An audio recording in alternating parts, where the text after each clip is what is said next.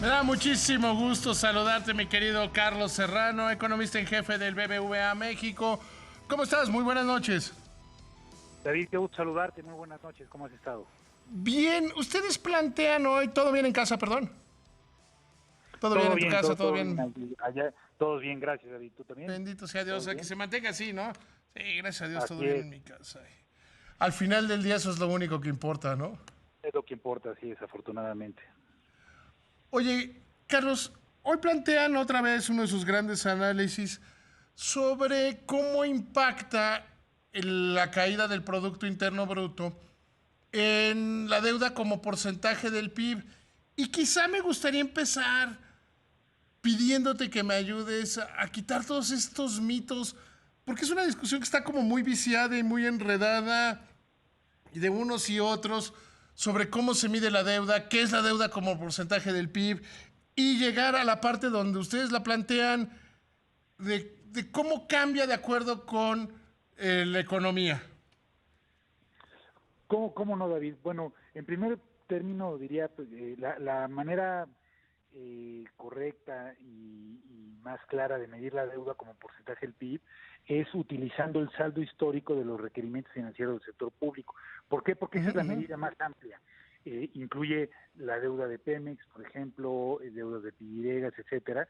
Entonces, en realidad pues, todas esas son obligaciones del sector público y me parece que lo correcto es utilizar esta medida más amplia. Y eso, pues, compararlo cada año contra el PIB que se tenga en ese año en curso. Y lo que nosotros hacemos en este ejercicio que comentas, David, es tratar de estimar en cuánto va a cerrar el año. ¿Cómo podemos saberlo? Y aquí diré algo importante, se ha dicho por parte del gobierno que no va a haber un gasto adicional porque se quiere que la deuda pública como porcentaje del PIB permanezca sin cambios y sin aumentos. Y lo que primero creo que habría que reconocer es que pues la deuda va a subir, así no haya A un ver, solo peso más de perdóname gasto. que te interrumpa, Carlos. Sí, cómo no. Hace unos días hablaba con el secretario de Hacienda y justo le planteaba ese tema. Le decía, a ver, Arturo.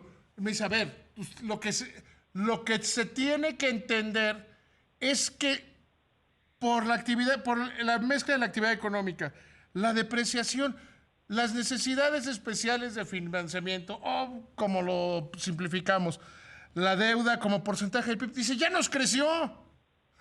Dice, ya nos Claro, creció y es algo que tenemos que considerar en nuestros cálculos.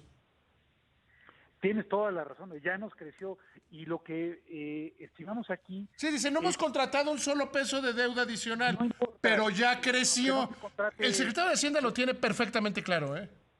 así es, aunque no se contrate más deuda, que se va a tener que contratar además, hay tres factores que van a hacer que esto aumente y que aquí en este estudio estimamos cuánto va a pesar cada uno. Primero, esto es deuda como porcentaje del PIB. Entonces, lógicamente, si el PIB se cae, pues la deuda. Creo que se cortó. Es que yo creo que sí es muy importante, ahorita que en lo que recuperamos la llamada, creo que sí es muy importante volver a los fundamentos. Estamos teniendo, y yo llevo muchos años sobre eso, que creemos muchos mitos y mentiras sobre la economía. De hecho, alguna vez, y ya lo había pensado hace mucho tiempo, en hacer un programa que se llame Mitos y Mentiras de la Economía. O por lo menos una sección en la cual se planteen temas de este carácter. Cómo la gente que tiene visiones equivocadas, visiones incompletas, y con base en eso se toman decisiones. Si es Juan Pérez, está bien. Si es Benito Bodoque, está bien. Sin embargo, el problema es que legisladores, políticos y hasta el presidente de pronto toman sus decisiones, toman la manera de ver el mundo con base en visiones equivocadas. Ya recuperamos la llamada, querido Carlos Serrano. Estabas Gracias, David. en esta explicación. Sí, perdóname, se nos cortó cuando decía, depende qué tanto caiga el PIB, es qué tanto puede aumentar la deuda como PIB. Si llegamos a caer un 12%, nosotros estimamos que la deuda contra PIB se va a ir al 60%. Pero la deuda contra PIB no solamente cae porque el PIB, no solamente aumenta, perdón, porque el PIB va a caer, sino también hay otros dos factores. Otro es el que ya señalabas, David. Una parte de la deuda, alrededor del 40%, está contratada en moneda extranjera. Entonces la depreciación del tipo de cambio también significa mayor deuda contra PIB. Y tercero, aunque no vaya a haber más gasto, la recaudación va a caer. Entonces eso obligará también a tener mayor deuda. Entonces todos estos tres factores pues van a hacer que estos efectos de la epidemia resulten que en el mejor de los casos la deuda contra PIB suba 10 puntos, pero puede subir incluso unos 15 puntos. Ahora, con esta información, ¿cómo prepararnos? ¿Cómo entenderla? Porque es importante saber eso. Que va a aumentar como porcentaje del PIB, sin necesariamente, sin que esto quiera decir que se ha contratado deuda nueva. Es correcto, aunque yo diría, a tu pregunta es relevante de cómo prepararnos, David, yo creo que lo primero sería, hay que reconocer que la deuda contra PIB, aún sin contratar más deuda, va a subir y eso va a ocurrir en la gran mayoría de países en el mundo. Entonces, en términos relativos, tampoco es que nos vayamos a ver más mal. Segundo, aún en estos casos en los que aumente 10 o 15 puntos, nosotros seguimos pensando que todavía existe espacio para contratar deuda adicional y que eso ayude a que la recuperación sea más robusta y por lo tanto esa deuda pueda ser honrada de mejor forma hacia el futuro. Entonces, es decir, primero, pues no asustarse de que la deuda PIB va a subir porque eso es irremediable y va a ocurrir en los otros Y no es países. necesariamente malo. No, desde luego que no. No es necesariamente malo, e incluso se podría todavía contratar más, hay espacio para ello, y ayudar, como hemos dicho en otras ocasiones, David, a amortiguar el impacto, y esto se puede hacer, pues, primero apoyando a la población más vulnerable, e incluso también apoyando a empresas. Y la tercera cosa que yo diría respecto a tu pregunta, ¿cómo prepararnos? Me parece que es el momento de hacer reasignaciones del gasto. Entonces, proyectos que no sean vitales, que no sean urgentes, se podrían poner en espera y utilizar esos recursos para ayudar a la población que está siendo afectada por esta pandemia. ¿Cómo usas dos palabras que son muy importantes?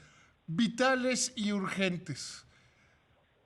Pero son palabras que llevan a hacer consideraciones. Y cuando Sí. vemos las acciones del presidente, parecería que para él es vital, urgente y por lo tanto prioritario hacer el Tren Maya, que prefiere inaugurarlo con vagones todos grafiteados y decir que se va a hacer con diésel, o el aeropuerto de Santa Lucía o Dos Bocas cuando estamos en el peor momento para tomar una decisión petrolera de este tipo. ¿Cómo definir realmente lo que es vital y urgente de lo que es proyecto u obsesión política? Creo que ese es un muy buen punto, David. A mí me parece que estos proyectos que comentamos, Tren Maya, refinería, aeropuerto, a mí me parece que no eran proyectos adecuados desde el inicio. No creo que sean los proyectos que más puedan traer crecimiento. No había estudios acerca de la relación riesgo-rendimiento de estos proyectos. Dicho lo anterior, el presidente considera que se deben de hacer, el presidente ganó unas elecciones legítimas, puede hacerlo, pero lo que creo que sí hay que reconocer es que urgentes no son. Lo urgente ahora es atender la epidemia, fortalecer el sector salud, proteger a los que están perdiendo el empleo e impedir que empresas desaparezcan. Entonces, independientemente de lo que cada uno de nosotros podamos pensar de esos proyectos, me parece que podemos acordar que no están resolviendo ni van a resolver la coyuntura de la crisis. Habría que mejor destinar recursos justamente a atacar los problemas que está creando la crisis y ciertamente ninguno de estos proyectos va en esa dirección. ¿Existe desde el punto de vista quizá hasta teórico la posibilidad de que la recuperación se dé sin programas de estímulo del gobierno? A mí me parece que es un escenario de muy baja probabilidad. ¿Por qué, David? Porque si no hay programas de estímulo, lo más probable es que veamos que desaparezcan más empresas de las que desaparecerían sin estos programas. Y al desaparecer empresas, vamos a tener una recuperación más lenta. Primero, porque se va a perder mayor empleo. Segundo, porque una vez que una empresa puede desaparecer muy rápido, para volverlas a crear lleva tiempo, lleva inversión, lleva decisiones de inversionistas, etcétera. Entonces me parece que sin estos apoyos, la posibilidad de ver una recuperación vigorosa es muy baja. Ahora bien, de los escenarios que plantean como deuda de porcentaje del PIB, ¿cuál te parece más probable? A mí me parece lo más probable es que veamos caídas del PIB del orden del 9 al 10% y que por lo tanto la deuda como porcentaje del PIB pueda subir en unos 12 o 13 puntos y que por lo tanto terminemos el año con un cociente de deuda PIB de alrededor del 57%, que compara con un 44% que cerramos en 2019. Oye, ahora bien, ¿cómo sería la mejor manera de contratar deuda? Ese es un muy buen punto, David, que haces, porque además, sí, creo yo que hay que contratar la deuda, pero cómo contratarla también es importante. A mí me parece que ¿Y sería... para qué? Son dos muy buenas preguntas.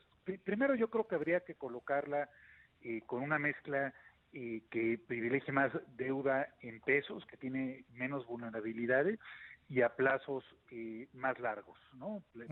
Deuda de 10 años o más. ¿Para qué? Yo diría tres factores, tres cuestiones fundamentales. La primera es para mantener la capacidad operativa mínima del gobierno. Me parece que este programa de austeridad ya ha ido demasiado lejos y tantos recortes, David, me parece que van a afectar la capacidad operativa de muchas dependencias, de muchas instituciones. Y de muchos programas. Oye, Carlos, me tengo que ir a un corte. ¿Me esperas un par de minutos conversando con mi amigo Carlos Serrano, economista en jefe del BBVA México? Hablábamos antes de irnos a corte de cuánta deuda, cómo y para qué. Y ya planteabas la primera de las opciones, mi querido Carlos.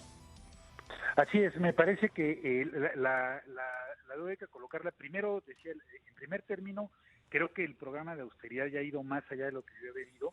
No se gana tanto en términos de lo que los mercados puedan beneficiarnos y por el contrario, se pierde mucho en capacidad de gestión del gobierno. Segundo, me parece que sería bueno contratar esta deuda para fortalecer el sector salud, que veamos una mayor capacidad de respuesta ante esta crisis sanitaria.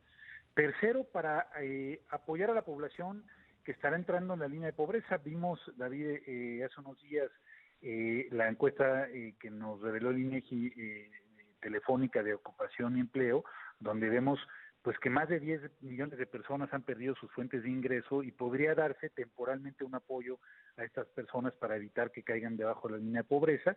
Y cuarto, me parece que debería de haber apoyos temporales, por ejemplo, mediante posponer obligaciones fiscales, dar créditos fiscales, dar garantías de banca de desarrollo, para que las empresas no desaparezcan y puedan enfrentar mejor esta coyuntura de la mejor manera posible y sin tener que despedir empleados.